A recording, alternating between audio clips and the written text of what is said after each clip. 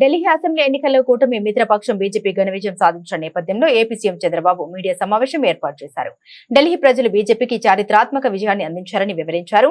ప్రధాని మోదీ సమర్థ నాయకత్వానికి సుస్థిర పాలనకు పట్టం కట్టారని, ఇది దేశ ప్రజలందరి గెలుపు అని అభివర్ణించారు. మనందరం గర్వపడే రాజధాని ఉండాలని కోరుకుంటాం. ఈ రోజు విజ్ఞతతో ఢిల్లీ ఓటర్స్ అందరూ కలిసి 27 సంవత్సరాల తర్వాత బీజేపీని ఎన్నుకున్నారు. ఒక చారిత్రాత్మక విజయం ఇది. ఎందుకు నేను ఈ మాట చెప్తున్నానంటే, ఈ రోజు గెలుపు అనేది ఒక బీజేపీకో ఒక ఢిల్లీలో ఉండే ప్రజలకే కాదు, భారతదేశంలో ఉండే ప్రజలందరికీ ఆత్మ గౌరవానికి సంబంధించిన విషయం. ఈ రోజు ఎక్కడికి పోయినా ప్రపంచంలో మీది ఏ దేశం అంటే భారతదేశం చెప్తాం. మీ రాజధాని ఏదంటే ఢిల్లీ అని చెప్పుకుని గర్వంగా చెప్పుకుంటాం. మనం అందరం కూడా మనకు మంచి భవిష్యత్తు ఉండాలి, ఎక్కువ అవకాశాలు ఎక్కడ ఉంటాయనుకుంటే మన రాజధానికి పోవాలనుకుంటాం. అది రాష్ట్ర రాజధాని గాని దేశ రాజధాని గాని యాస్పిరేషన్స్ ని ఫుల్ఫిల్ చేసే ప్లేస్ గా ఉండాలి. అలాంటి రాజధాని ఇటీవల కాలంలో ఒక వెదర్ పొల్యూషన్, ఒక పొలిటికల్ పొల్యూషన్, ఈ రెండు పొల్యూషన్స్ కలిపి ఢిల్లీకి పోవడం మానేసి ఢిల్లీ నుంచి వేరే ప్రాంతాలకు వెళ్లిపోయే పరిస్థితికి వచ్చారు. ఒకప్పుడు